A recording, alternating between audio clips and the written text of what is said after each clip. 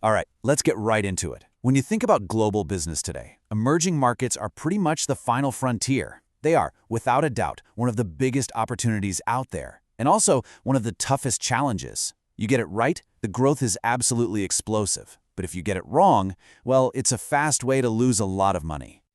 So why all the fuss? It really comes down to this one number, 4 billion. That's the number of people at what's often called the bottom of the economic pyramid. We're talking about 65% of the entire world's population. It is a massive, massively underserved market just waiting for the right companies to show up. And that brings us to the billion-dollar question, right? It's the world's biggest market, but it's also the most misunderstood. It's not enough to just parachute in with a great product. The real puzzle, the thing we're going to crack today, is how do you actually operate and win in an environment that's completely different from what you're used to. And here is the first and maybe the biggest reality check. You absolutely cannot just copy-paste your successful business model from, say, New York or London and expect it to work. That is probably the single fastest way to fail, and the reason why comes down to a really crucial concept. That concept is called institutional voids. So what does that mean? Well, think of it as all the missing pieces of the puzzle. It's the absence of all the things that companies in developed countries just take for granted.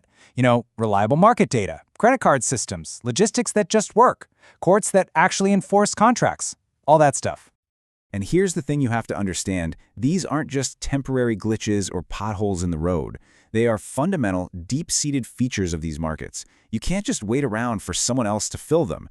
Your entire strategy has to be built around them, or in some cases even built to take advantage of them. So your first job is to basically become a detective. You have to map the terrain by asking some really hard questions. Like, can you actually find reliable data on who your customers even are? If someone breaks a contract, will the courts do anything about it? How are you even going to get your product from point A to point B? The answers to these questions are what define the game you're about to play. Okay, so once you've mapped out all those voids, you need to pick your game plan.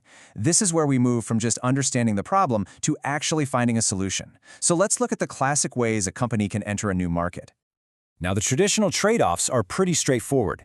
On one end, you've got something like exporting. Super low risk, low cost, but you have basically zero control over what happens. On the other extreme, you go all in. You build your own operation from the ground up, a wholly owned subsidiary.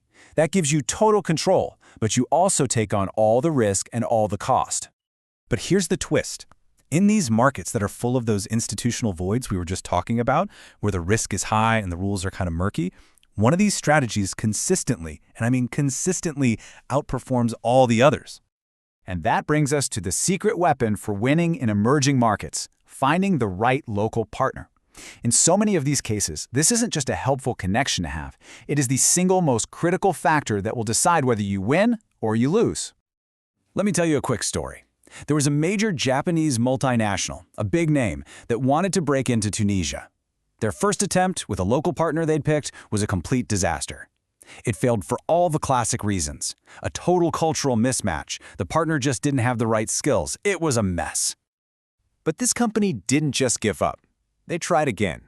This time, though, they partnered with a different company called Servicom. And the difference was like night and day.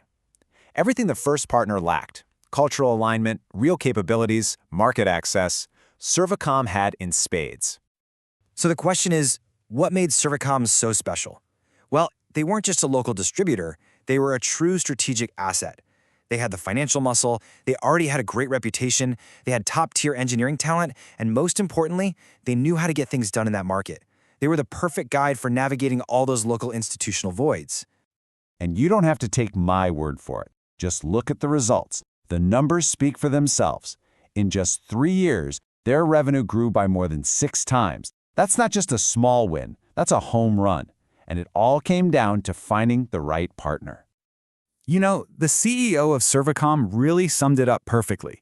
He said it wasn't some kind of magic. It was simply about having the on-the-ground professionalism, the quality, and the distribution network that the big Japanese company just could not build on its own. Okay, so you've got the right strategy, you found the perfect local partner, you're all set, right? Well, not so fast. There's one final hurdle that can trip up even the smartest companies. And honestly, it's often the hardest one to overcome: culture. Let's look at another amazing story. Back in the 1980s, General Motors had a factory in California that was legendary for being their absolute worst plant, so they shut it down. But then, they did something wild. They went into a joint venture with Toyota to reopen it, using Toyota's famous management style, but, and this is the crazy part, hiring back the exact same American workers. And the result? It became GM's best-performing plant. Now, this story was so wild, it inspired the movie Gung Ho, which really captured that initial culture clash. On one side, you have the Japanese managers who feel personal shame for any mistake and expect total dedication. And on the other, you have American auto workers who are used to challenging the boss and punching out right at 5 o'clock. It was a recipe for total chaos. But the Nummi plant eventually became a huge success because both sides learned to adapt to each other. And the lesson from that is so powerful. You can have the best product, the best strategy, the best partner, but if you don't figure out how to understand and respect the local culture, you are going to fail. Period. So let's tie this all together into a simple 5-step field guide. First, you have to see the incredible opportunity. Second, you have to map the institutional voids. Do your homework. Third, choose your entry strategy wisely. Fourth, and this is the big one, find a great local partner to be your guide. And finally, you have to work like crazy to bridge that cultural gap. So, the ultimate takeaway from all of this is actually pretty simple, but it's profound. Success in these markets isn't about forcing your model onto a new place. It's all about adaptation. You bring your core strengths, your tech, your brand, but you absolutely must innovate your business model to fill the local voids and fit the local context. And that really leaves us with the final thought. As the world's economic map keeps changing right before our eyes, the companies that are going to win, the ones that will thrive, are the ones that master this art of adaptation. The real question isn't if you should go anymore. It's how you're going to transform your own company to win when you get there.